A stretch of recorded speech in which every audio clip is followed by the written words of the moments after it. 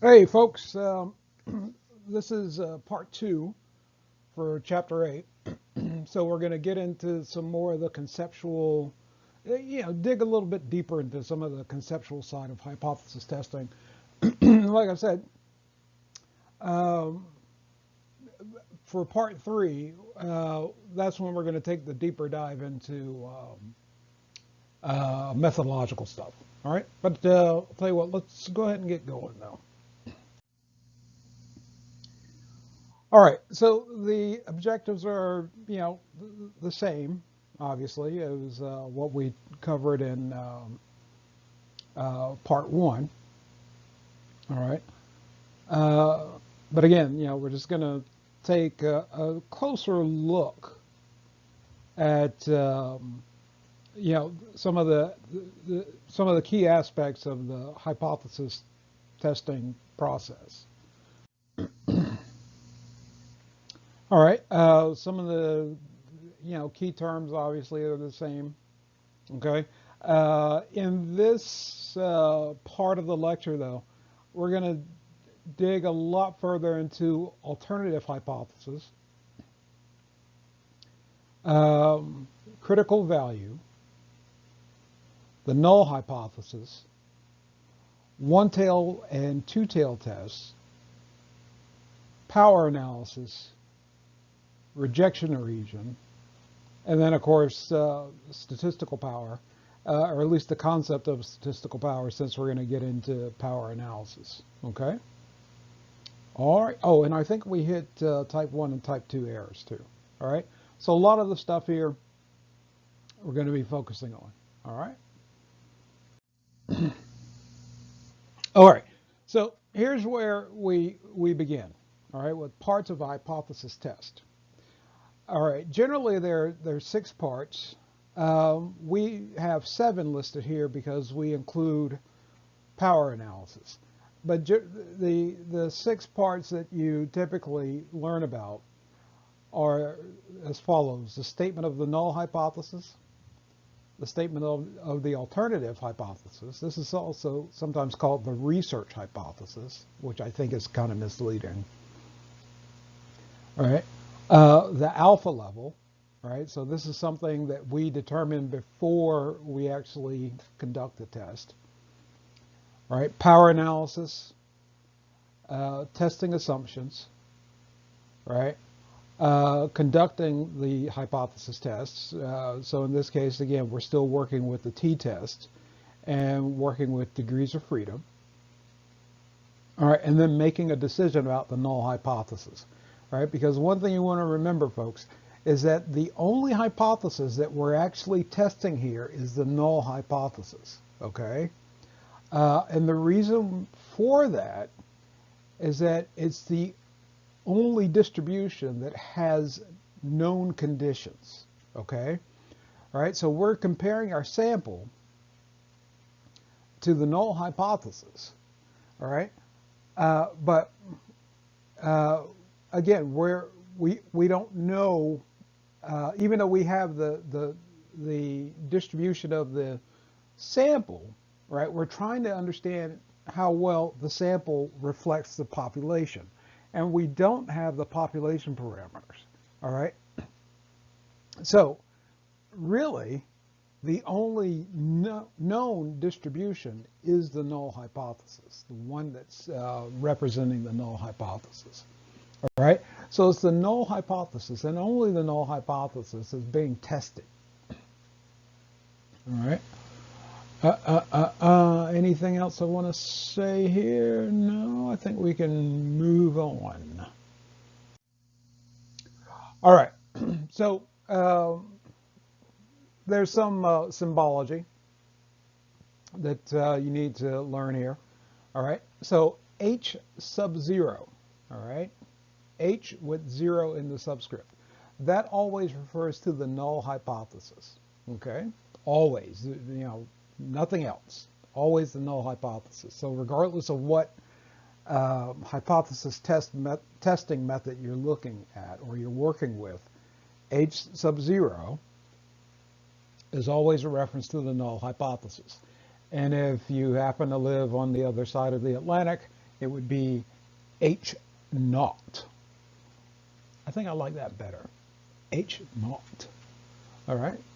All right. So anyway, now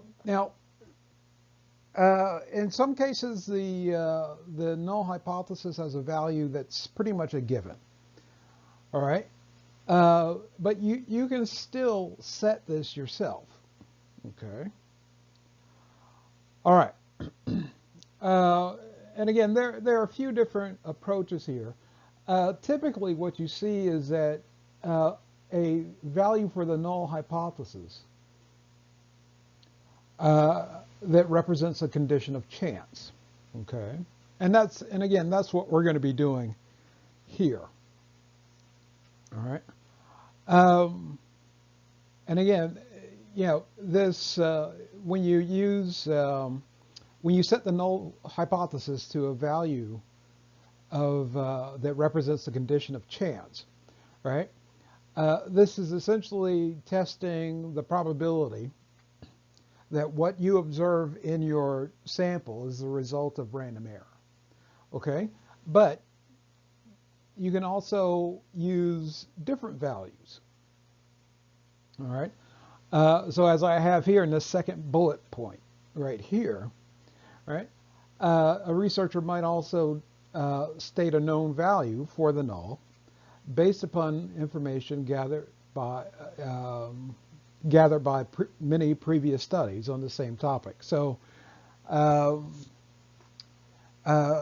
as I have there, is sometimes called the historical mean or historical proportion that you're using as the value for the null.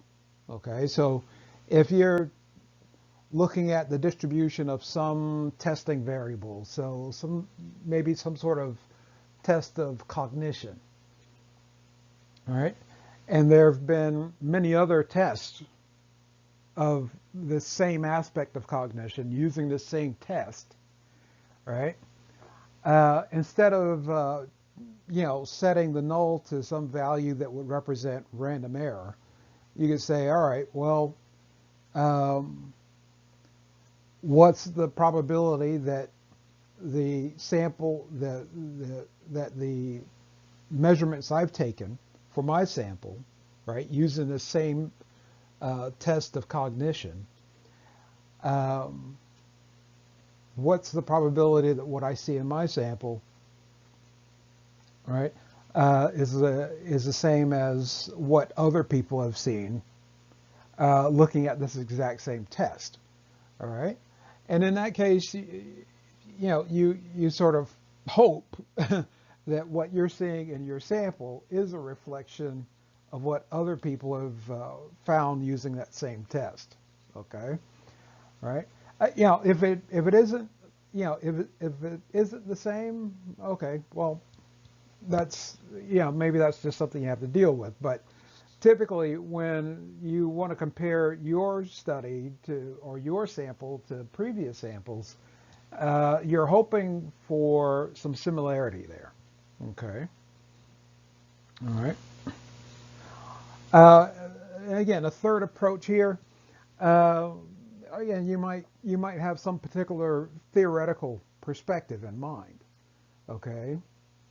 And so the theory says that, well, your sample should have this sort of outcome, right? The sample mean should be this, or in this range. The sample proportion should be this, or in this range, right? And so you would test for the probability that your sample, right, either has that exact same value or falls within that range. Okay. All right. I might come back to this. All right. All right.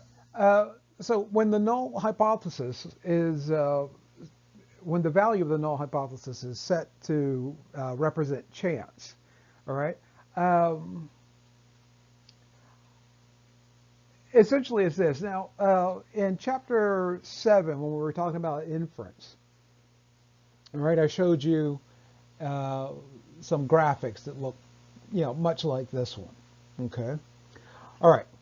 And so I said in those graphics, you have 100 samples, right? And each dot represents a sample.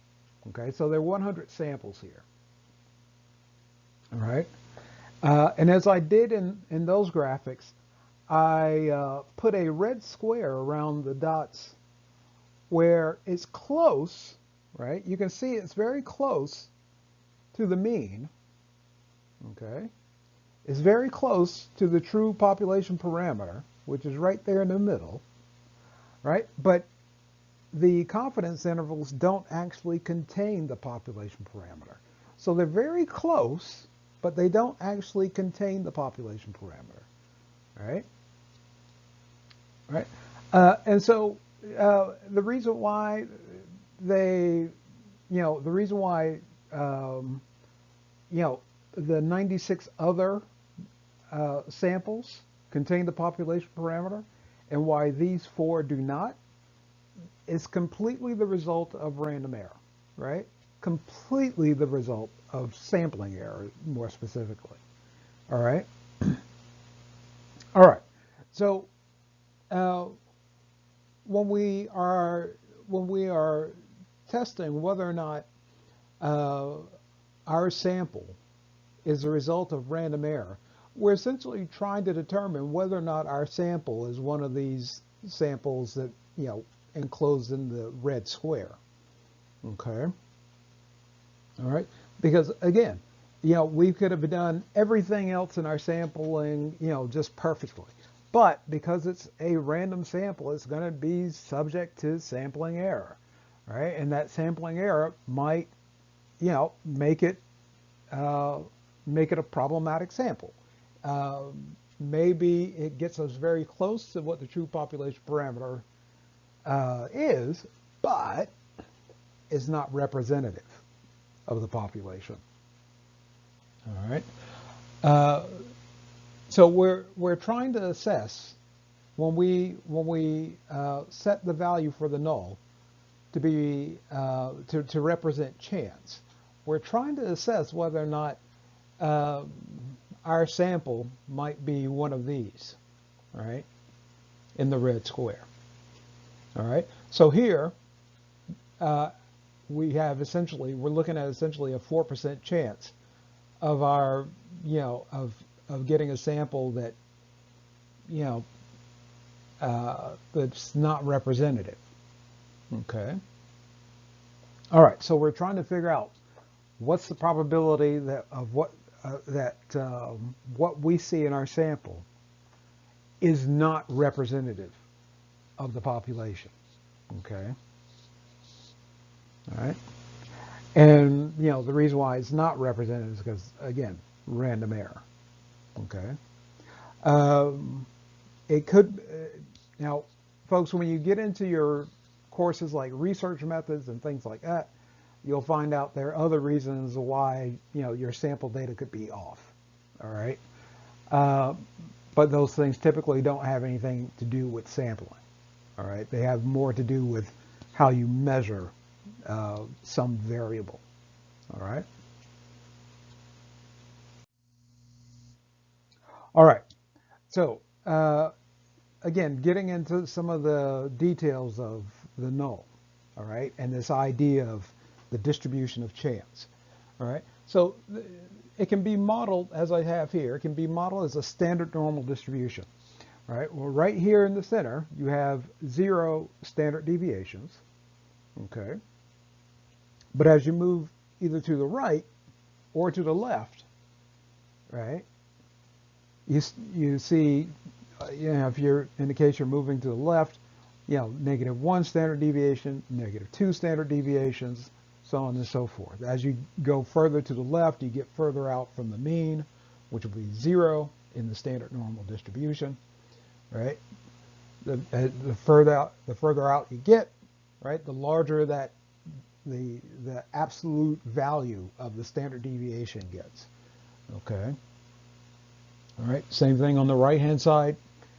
Okay. The further out you get from the mean, right? 1 standard deviation, 2 standard deviations, 3, 4, 5. All right. And it can go on. it can go on forever in this direction and in this direction. It can go on forever. Okay? All right, so the standard deviations can get quite large, right? You can be pretty far removed. And again, the further removed you are from the mean of that standard normal distribution, all right, and in this case it represents chance, right? The lower the probability that your data represents chance, represents what would be found if your data were completely the result of chance. Okay. All right, what else? Okay, so I know there's a lot of stuff going on in in this slide, but just kind of bear with me, and I think you'll be able to understand it. Okay. All right. So, as we were saying on the previous slide, right? The further you move away from the center of the distribution, all right, the lower the probability of observing your sample data in this distribution of random chance or random error. Okay. All right. So let's just try to follow me here. All right. So the small gray distributions represent your sample. Okay. All right. So we'll start over here.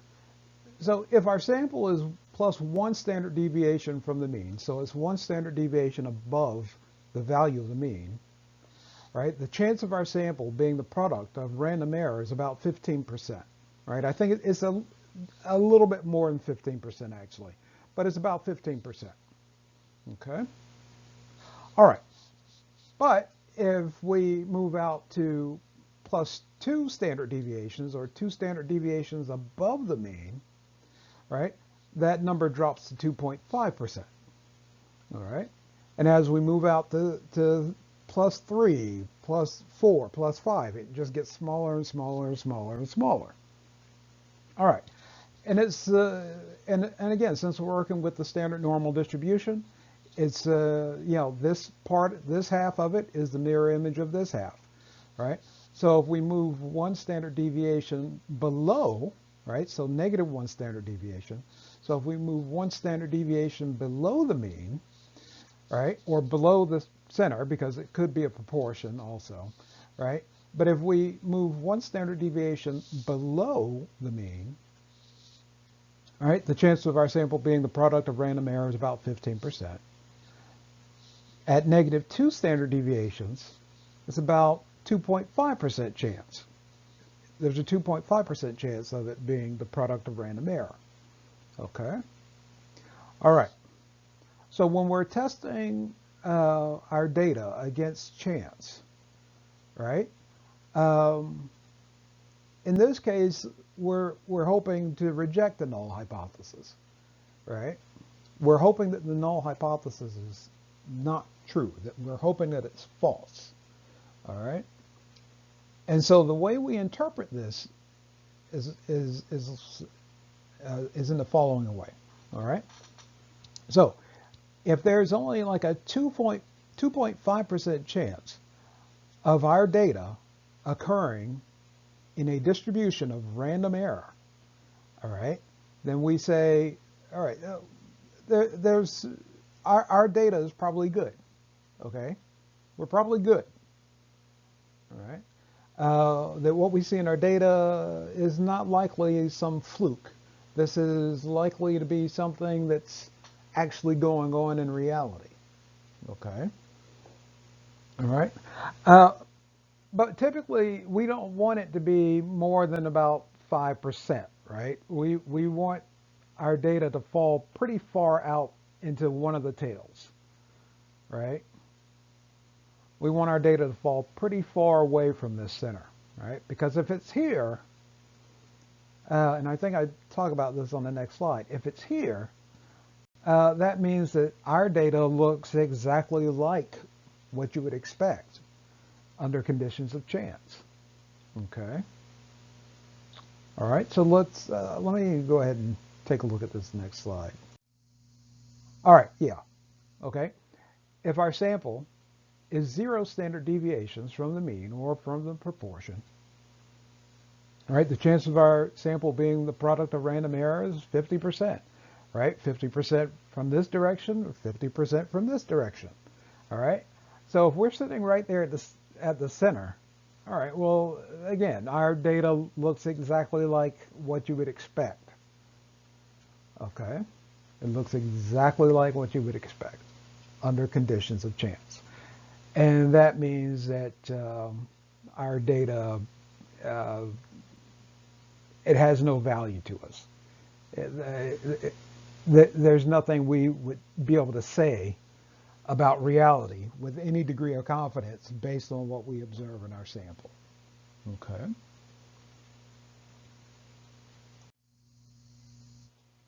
All right. So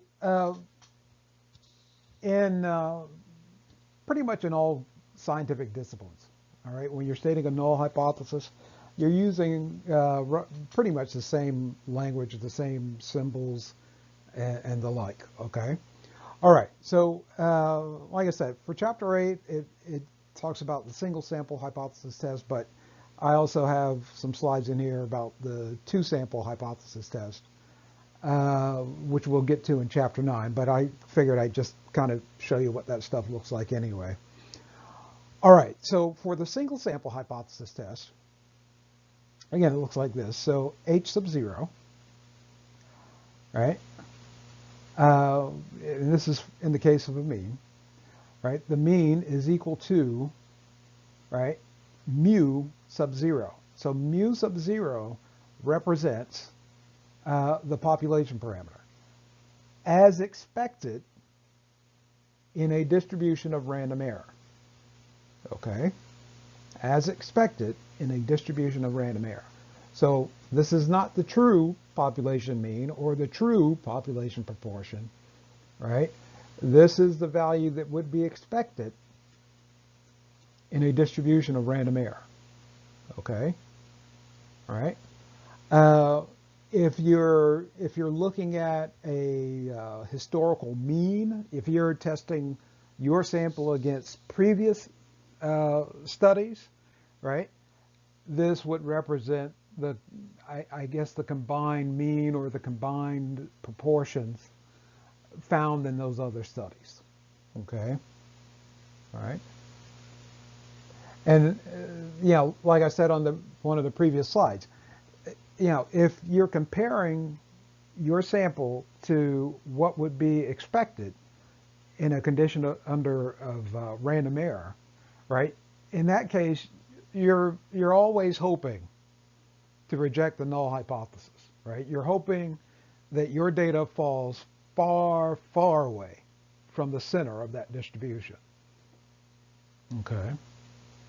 Right? Because if it falls at the center, your data looks exactly like random error. Okay. The further out it gets, the less likely it's the result of random error. Okay. But there are those cases where you're sort of hoping that you don't reject the null hypothesis because that would be the most significant outcome. Okay.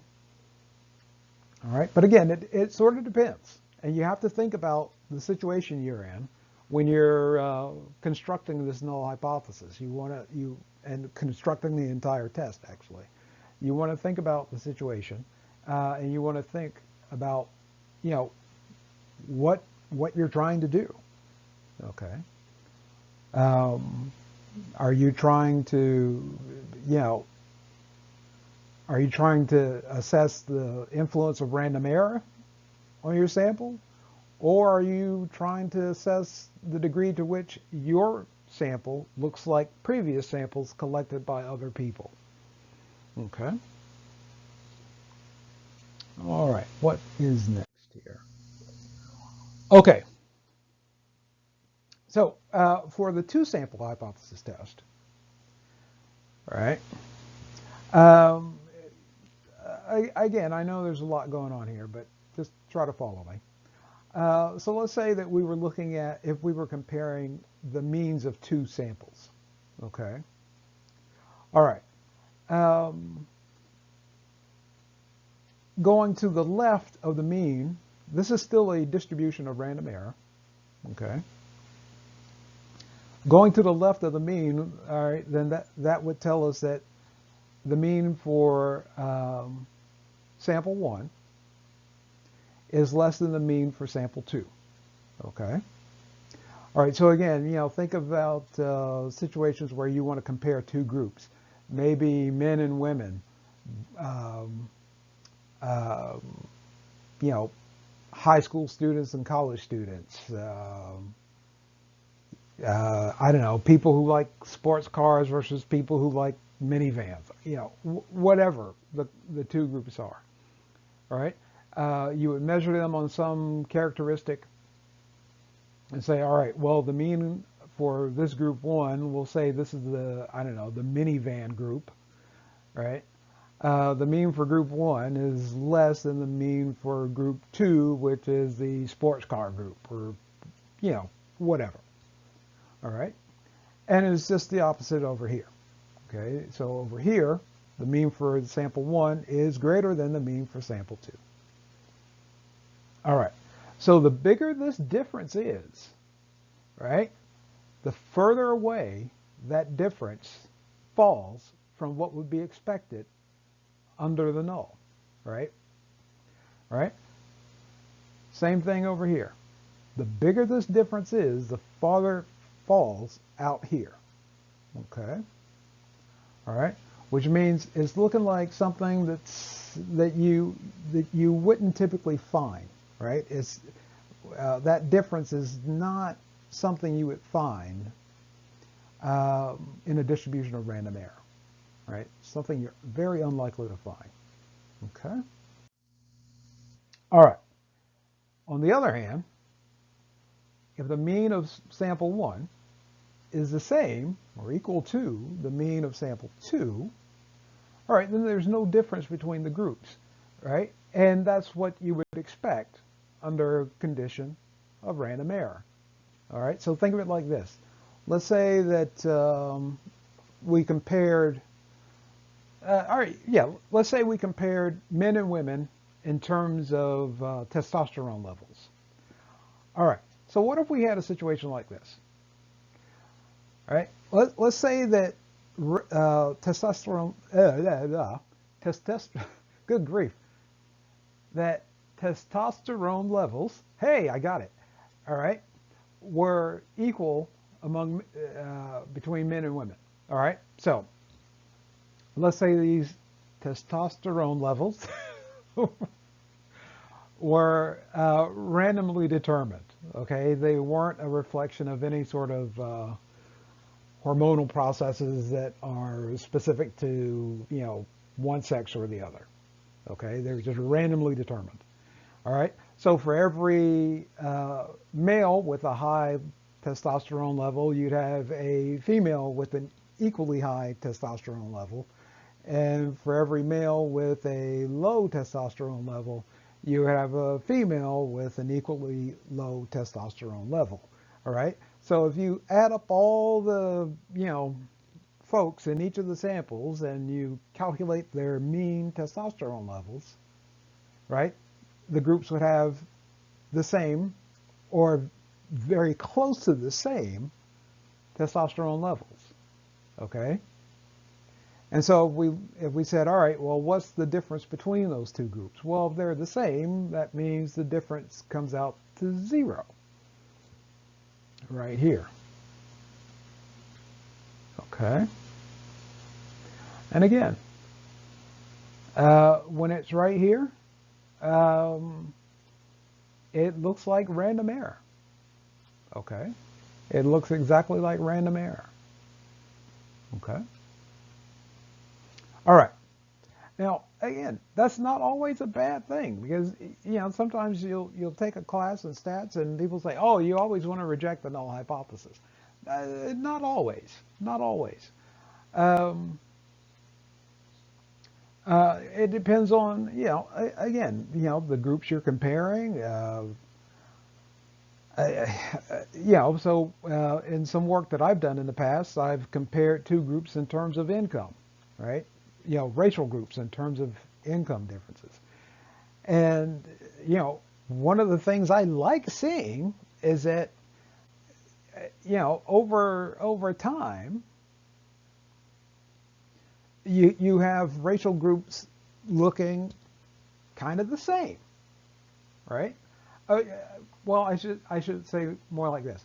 Uh, if we take a sample of white males and a sample of black males, okay, uh, if as you look over time and across educational levels, right, what you see is that these groups become more and more alike, okay? So it's like educational effects are starting to really wash out uh, race effects, at least for males, all right, at least among males. You still see some divergence among females, right? So if you were to compare white females to black males, or white females to Latinas, right? You still see something of a difference there, right? But when you compare white males and black males and Latino males, uh, right?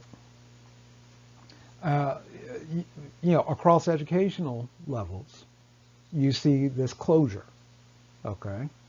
All right.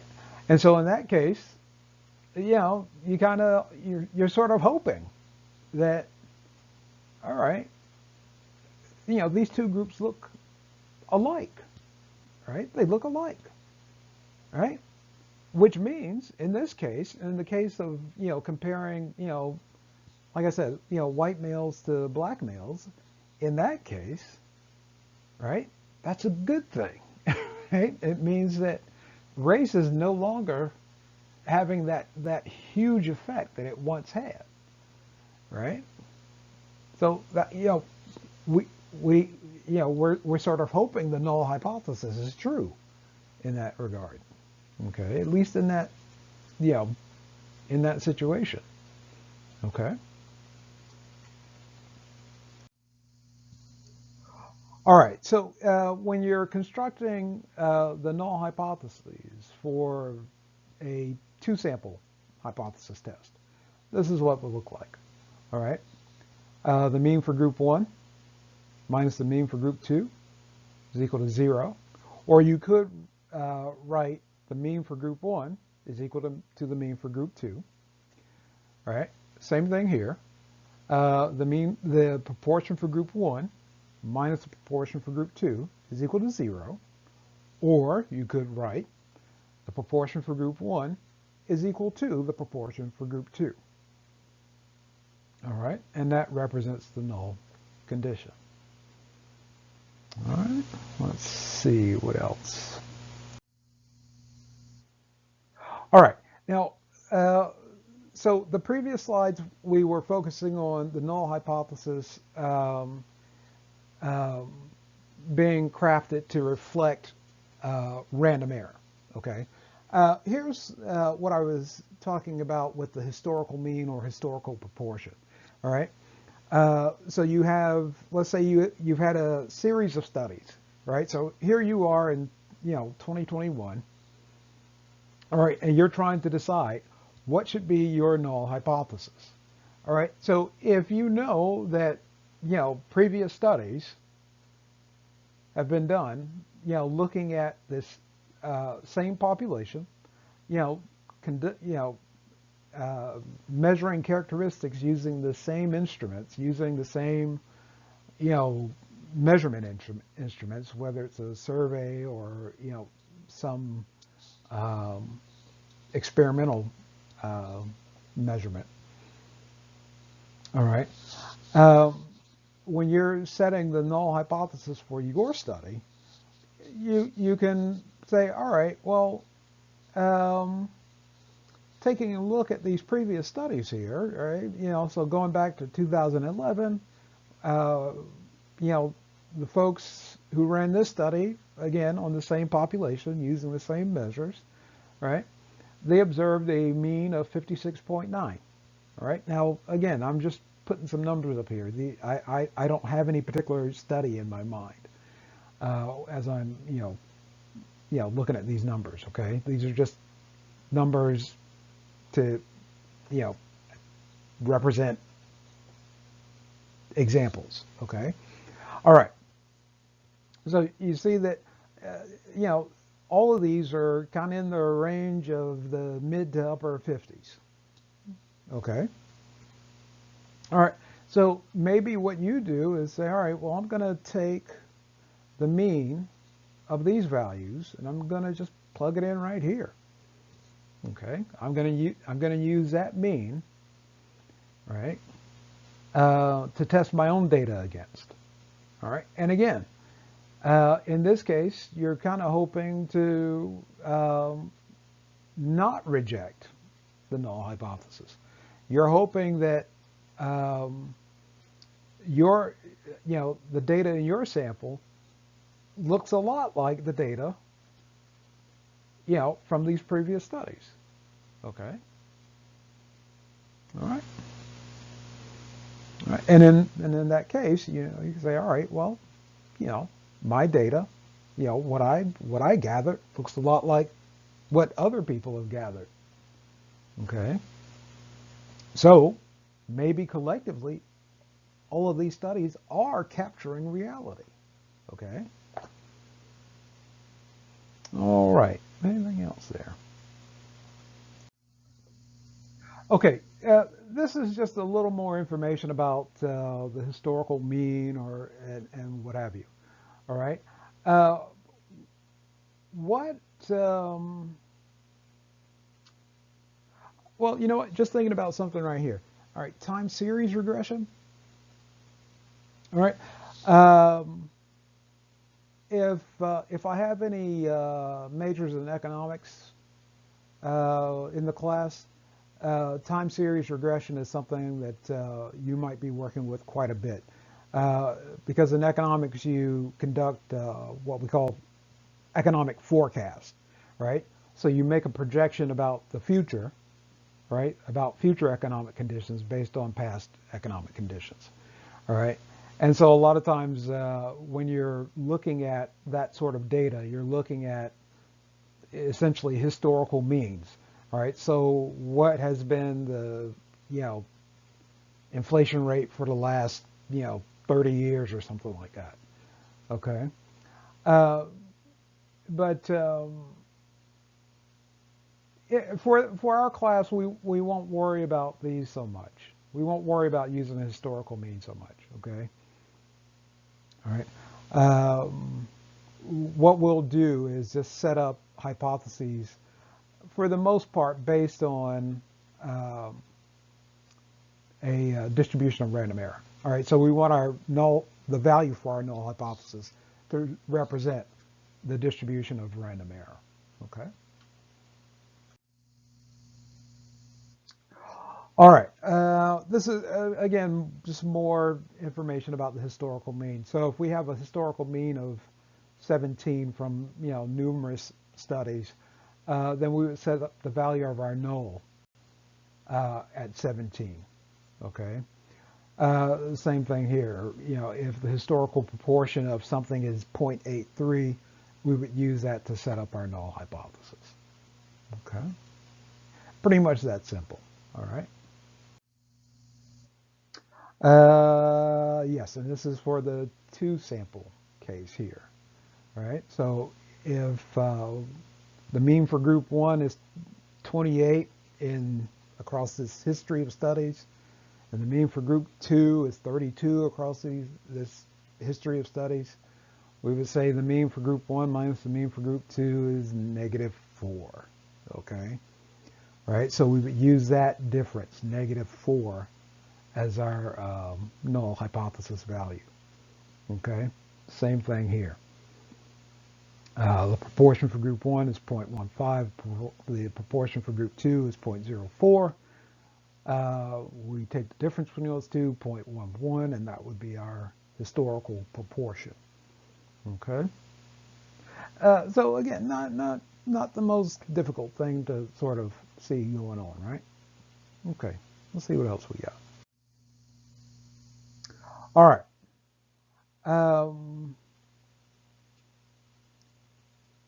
for your lab, all right, we're going to dip a little bit into this, just a little, okay? All right, so we might use some sort of theoretical model, right, to set the value for the null hypothesis, all right, as well as the shape of the null distribution, because again, um, um, the null distribution doesn't have to be a normal distribution. It doesn't have to have a normal shape to it. It could be, one of many different shapes. Okay. All right. But anyway, we would use values from the theoretical model, right, to test for the null hypothesis. Okay. All right. And there in some cases you do have researchers using this particular method, right? As I said, sometimes when they're working with theories of, some sort of system, whether it's biological or artificial, you can predict some specific outcome or, fairly narrow range of outcomes based on the theory of that system, okay? All right, so where you might see some of these is when you're out, looking at a new car, and you go up to the window of the new car and it has the sticker on there and it gives you the gas mileage. All right, well, they say, well, the gas mileage on this car is, I don't know, 25 in the city and 35 on the highway. All right, something like that, whatever the numbers are. Okay, but that car hasn't been on the roads that much at all. I mean, the car might only have like 50 miles on it, if that. All right, it's a brand new car. All right, well, they're making those predictions in a lot of cases based on how other cars of the same type have performed. So they, might be working with a historical mean of some sort, right?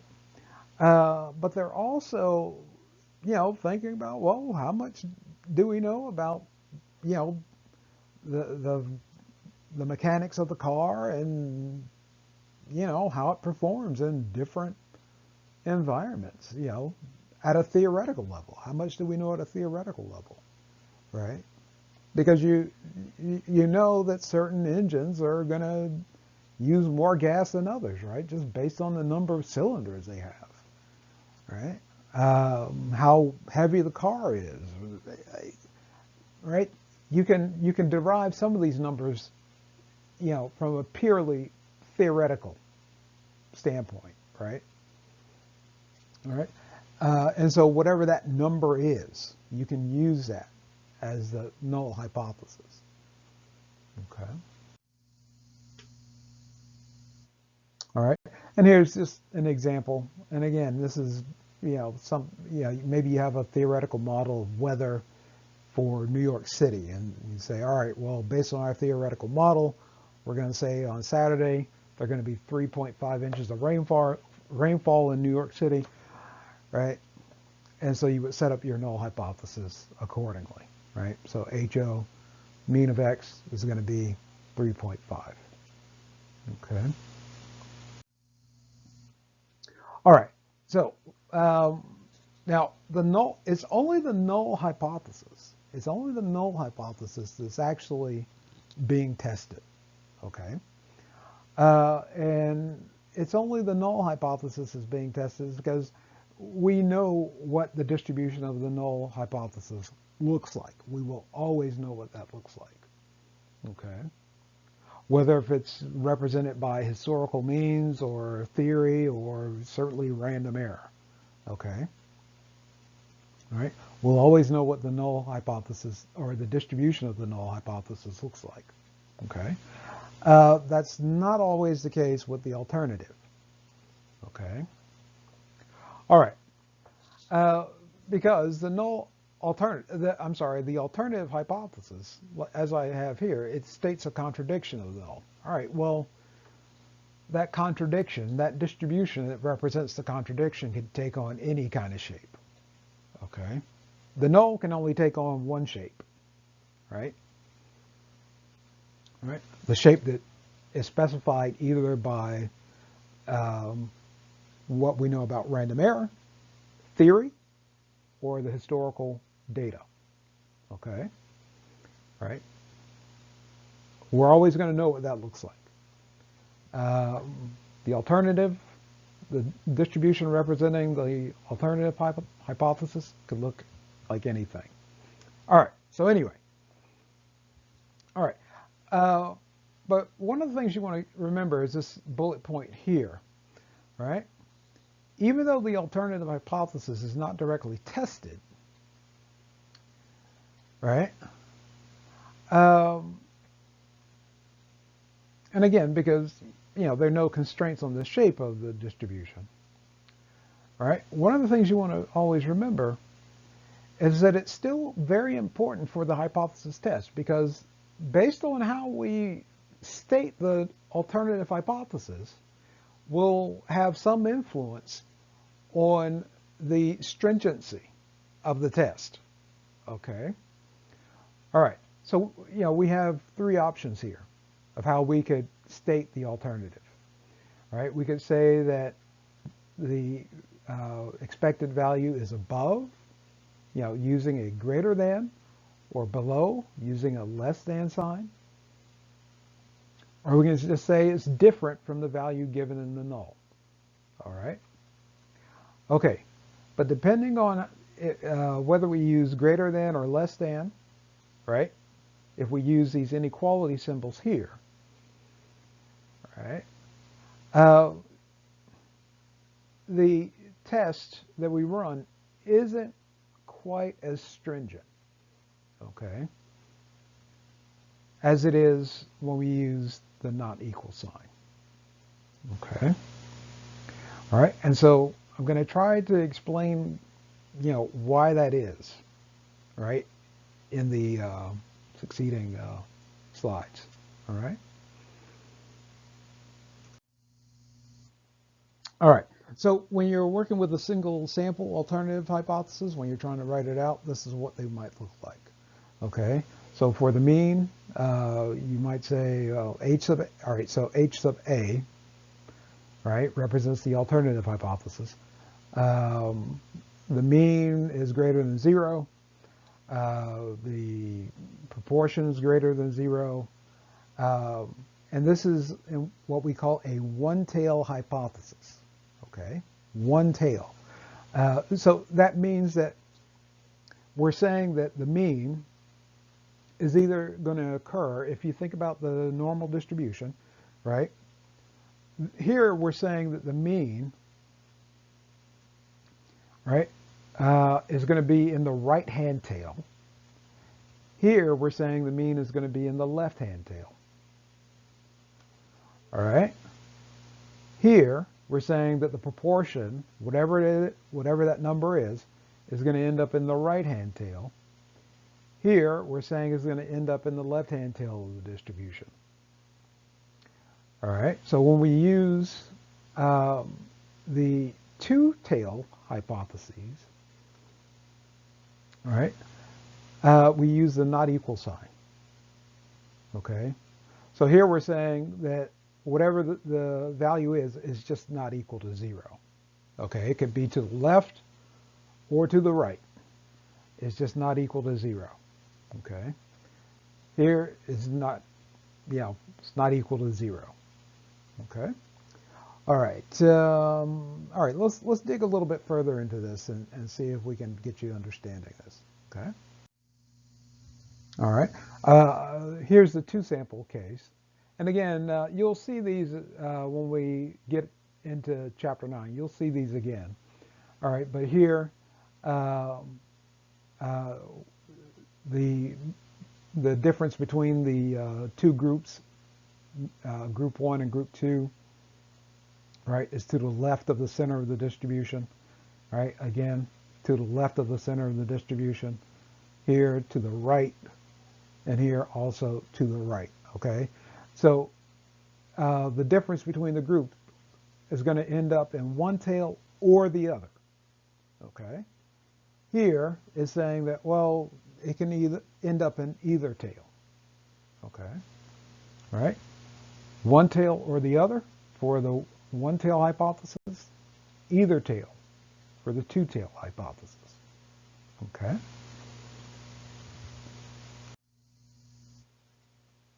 All right. So again, all right, so here's where we're going to try to help you really see this stuff. Okay? All right. So if you use a greater than or less than sign in your alternative hypothesis, all right, as I say here, you're predicting that the sample statistic, whether it's a mean or a proportion, is larger than or less than the value stated in the null hypothesis. Okay, so the value stated in the null hypothesis is 0. Here you're saying the mean is going to be less than 0. Over here you're saying the mean is going to be greater than 0. Okay, so it can be on this side of the center of the distribution, all right, or it can be on this side of the center. Okay?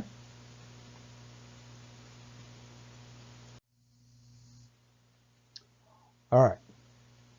If you use a non-equal sign, it's a two-tail hypothesis. Okay? All right. Or, you know, what's more commonly said is a two-tail test of your hypothesis. Okay? So it's a two-tail hypothesis. Predicts the sample statistic is simply different from the value, or than the value stated in the null hypothesis. All right, so if 0 is right here at the center, okay, right, the mean can be either on this side or this side, okay. In the, when you're using the inequality signs, you're saying, all right, yeah, is it going to be on the right side? Or, you know, it's going to be on the left side. Here, you're essentially saying, well, you know, whatever it is, it can be on either side. It's just not going to be the null. It's just not going to be the value that's stated in the null. Okay?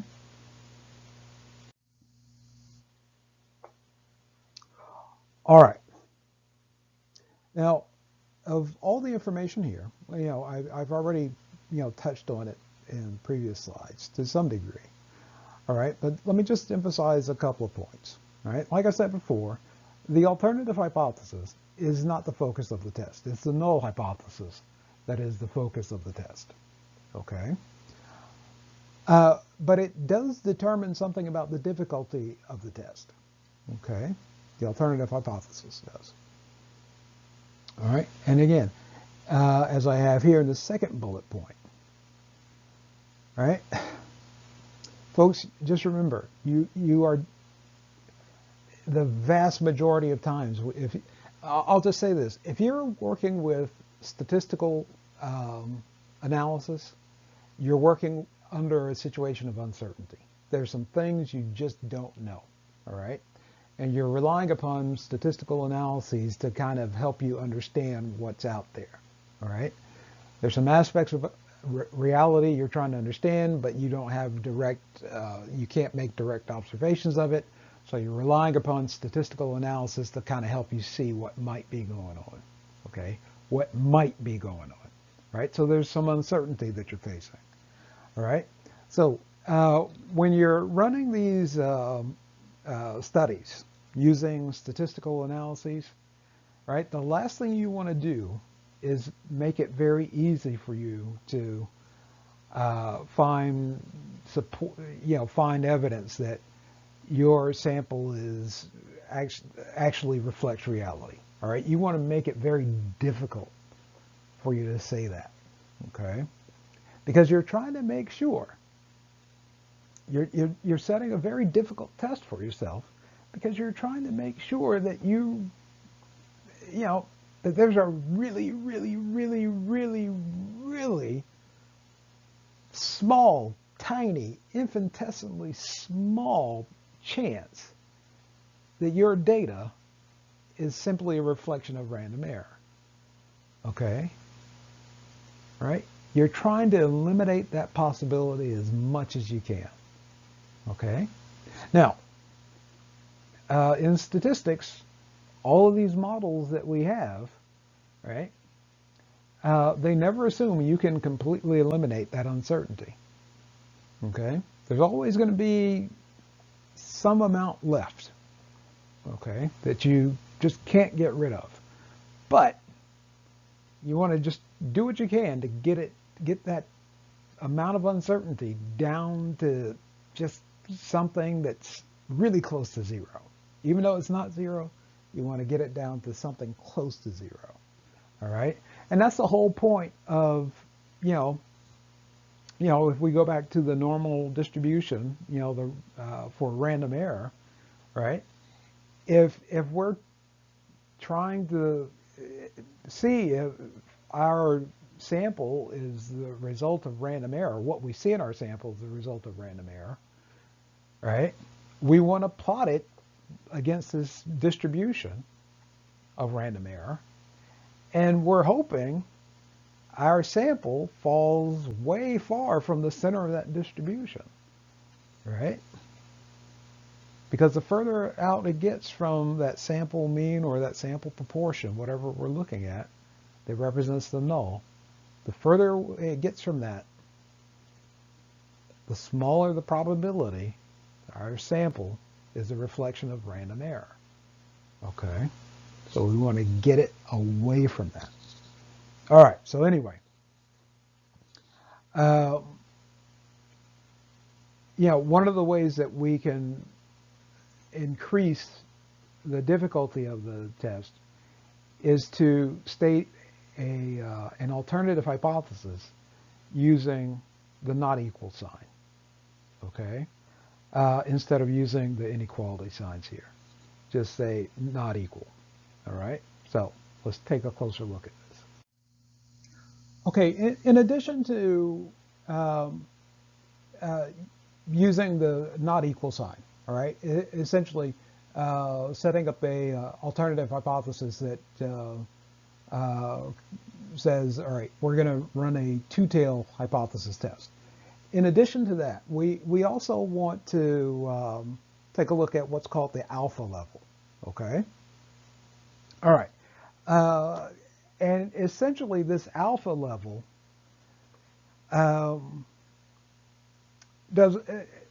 its effect is, really there are two major effects it has, all right? So looking at the 2 bullet points here, all right, it determines how large the difference must be between the observed sample statistic and the null value in order to conclude that the sample statistic is not a probable result of chance, okay? All right. So if we're comparing our sample to the null value, and our sample is maybe 1 point different from the null, is that big enough? Right? Is that a big enough difference, or do we want it to be like 2 points or 3 points different from the null? All right. How big do we want that difference to be before we say, all right, our sample is not a likely result of random error? Okay. All right. And it does this by, as I have here, determining the probability, right? The probability of the sample statistic being observed in a distribution of random error, okay? So it says, okay, our sample has to have, occur, 2.5% of the time in a distribution of random error, okay? Our sample can only occur 5% of the time in a distribution of random error. There can only be a 5% chance that our data, occurs in a distribution of random error, okay? All right. And what the concept that you usually hear in discussions of alpha levels is rejection region. Okay. All right. So let's take a closer look at the alpha level for a second here. Okay. All right. So by convention, all right, the alpha level is set at the 95% level. Okay. So now, as I have here, right, at the 95% level, right, you're essentially saying that there can only be a 5% chance that our sample data, right, will occur in a distribution of random error, right? So if we took 100 samples from, a distribution of random error, okay, right, the data that we see in our sample would only occur 5% of the time or less, preferably less than that. Okay, all right. So think of it like this. Let's say that, all right, let's say on the quizzes. Let's say on the quizzes for the class, right?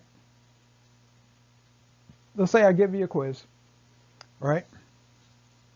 And it has 100 questions on it, right? I give you something like that. All right.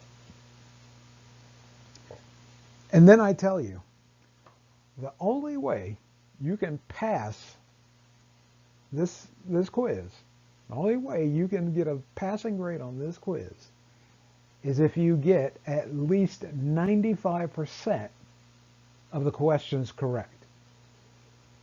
Okay? If you get if you get fewer than 95% of the questions correct, you fail the exam. All right? You just fail. Gone. Bye. See ya. All right? All right. Now, think of it. Well, all right. Well, let's think of it like this too. All right. So let's say that I'm an employer. All right. And I'm looking for a SAS programmer. All right. Okay. Now, you want to make sure, all right, or I want to make sure that the person that I hire really knows SAS very well, right? Really, really well. All right? All right. Now, think about it. If I really want to know that this person really does possess some serious SAS programming skills, if I give them a test, don't I want to set the bar kind of high for passing? Right? All right. So let's say, well, I'll consider somebody for the job if they get 50% of the questions correct. Okay, well, that 50% could represent somebody having, a lucky day, right? Just by luck, a person might be able to get 50% correct on the exam, okay? But it's going to be a lot harder to get 95% of the exam correct, just by luck. All right. All right. Now again, I'm working on the uncertainty. I don't know if the person actually has the SAS programming skills that I expect. Okay. And all I have is this test. All right. So I want to set that bar pretty high. All right. Because even though I don't know for sure that person has the SAS programming skills that I'm looking for, if they pass this test, there's a really, really, really good chance they do have the skills that I'm looking for, right? Okay? It's sort of the same logic here. All right? So imagine that 95%, anything less than that 95%, right? Your data fails the test. Okay? Your data has to fall. It has to, get 95% or greater on the test. It has to score 95% or greater on the test. Okay? All right.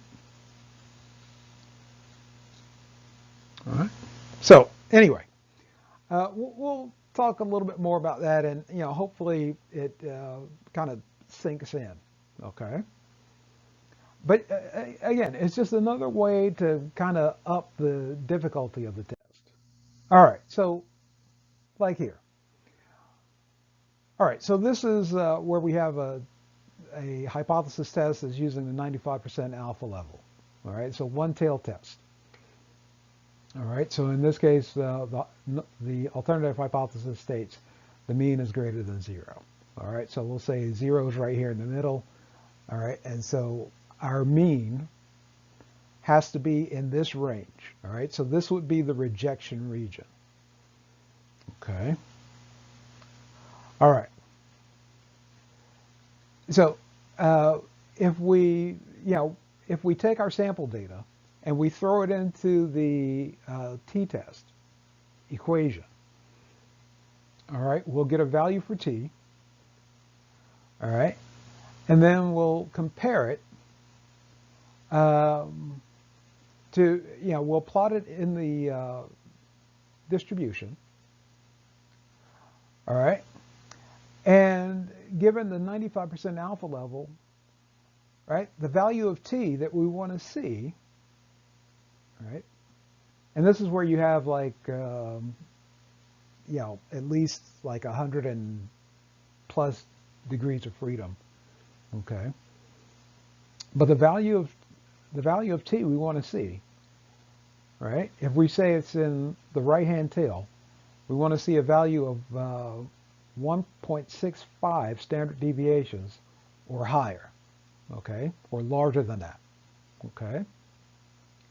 All right, so the alpha level sets this value, all right? This value is known as the critical value, all right? So the value that you calculate for t, for your sample, has to surpass this value in order for you to say, all right, well, there's a 5% chance or less that my data is the result of random error, okay?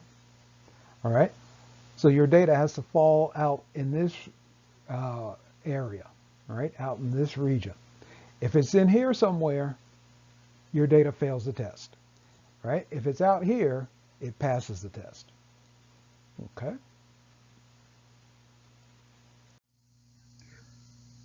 Here's another one-tail test, right? This time going in the opposite direction, all right? So if we predict that the mean is less than 0, okay, which again is right here in the middle. If it's less than 0, all right, we expect it to be to the left, okay? So it has to fall out in this region, okay? Our sample, the value of t we calculate for our sample has to be out in this region, okay? If it's in this region, it passes the test. If it's in this region here, it fails the test, okay? All right, so it's down here because we said, all right, well, our data is going to be a lot less than what we find for random error, okay? All right, it's going to be a lot less. So it's going to be out here somewhere, all right? So here, there's only a 5% chance or less of the sample statistic, whatever that is, a mean or a proportion, being the result or being representative of random error. Okay?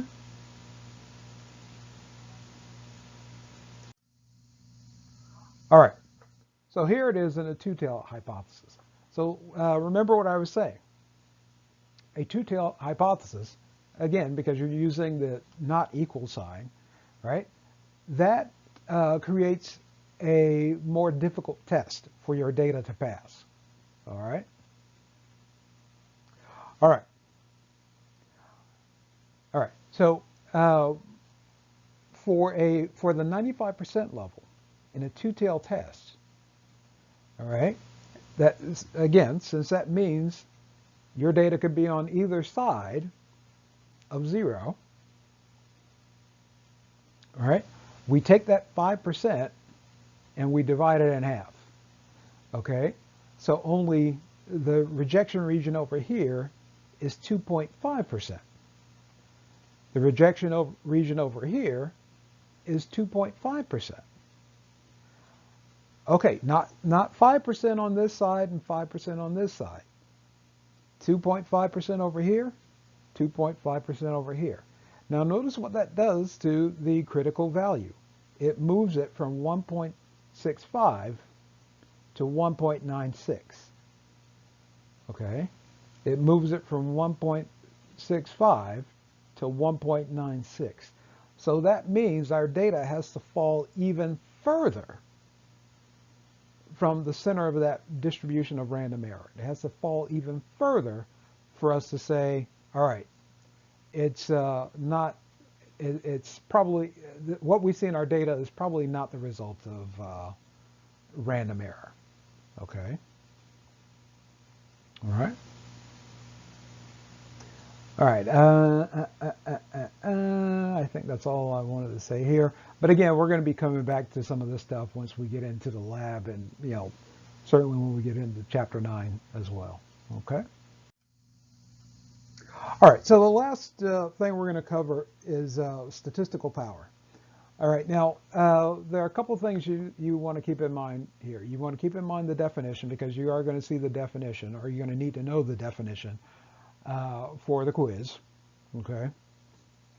You're surely going to need it there, all right? But again, it's another way that we can, increase the difficulty of the test, or we can sort of analyze the difficulty of the test that we've set up, okay? All right, so statistical power means, and this applies to a hypothesis test, it means that the probability, the hypothesis test, will reject the null hypothesis if, right, the null hypothesis is actually false. Okay? All right, so in the case of random error, you're essentially saying that we want our hypothesis test to reject the null hypothesis, which says that our data is the result of random error. We want it to be able to reject that hypothesis if indeed that hypothesis is false. Okay? If it actually is false. Okay? All right. So in your classes, in this class and in your other stats classes and research methods classes, you'll probably have some conversations about type 1 error and type 2 error. Okay?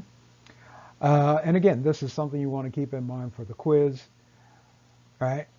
When results of a hypothesis test reject the null hypothesis, but the null hypothesis is true, right? In other words, you have a false positive result. That's called a type 1 error. Okay? So you said the null hypothesis is false, but in actuality it's true. All right? So you've said that, no, my sample is not the result of random error, but in actuality it is the result of random error. Okay? All right? So obviously you want to avoid that mistake. You want to avoid both of these. Okay? Type 2 error is when you say that, or when you conclude that the results of a hypothesis test fail to reject the null hypothesis, but the null hypothesis is actually false. So you have a false negative result. Okay. All right. So again, you say that,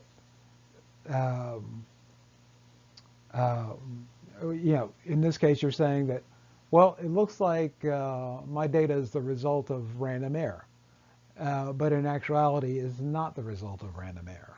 Okay. All right. So again, both of these you want to avoid. All right.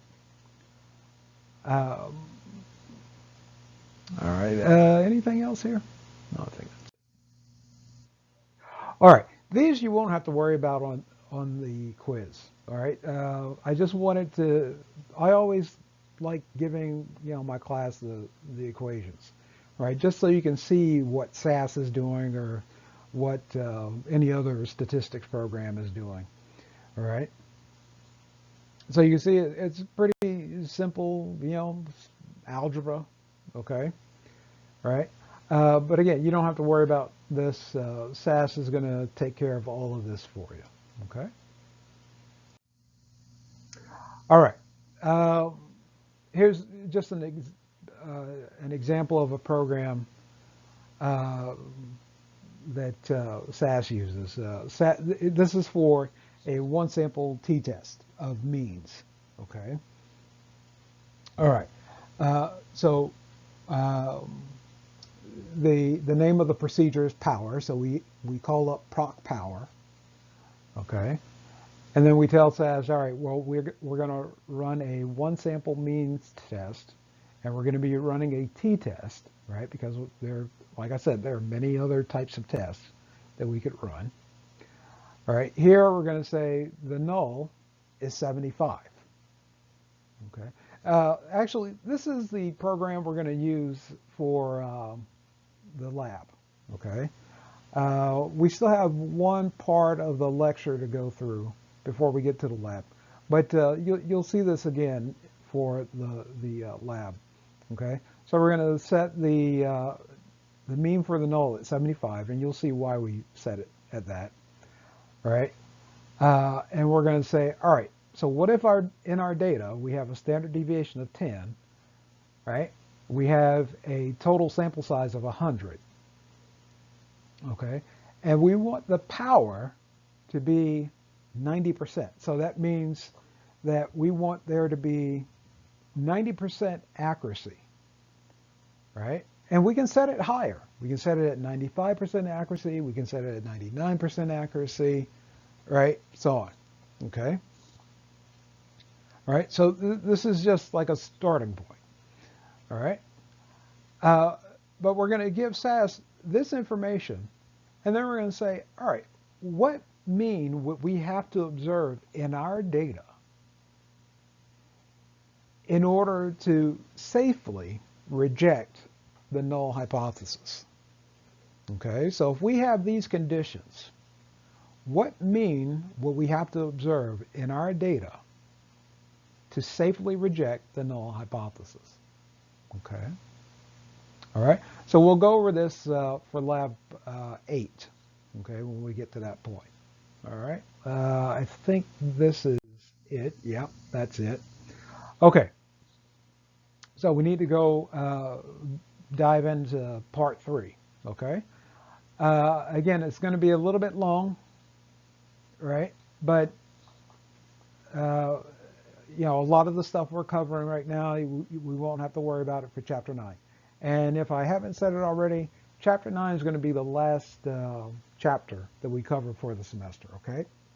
All right, so I'll see you in a little bit.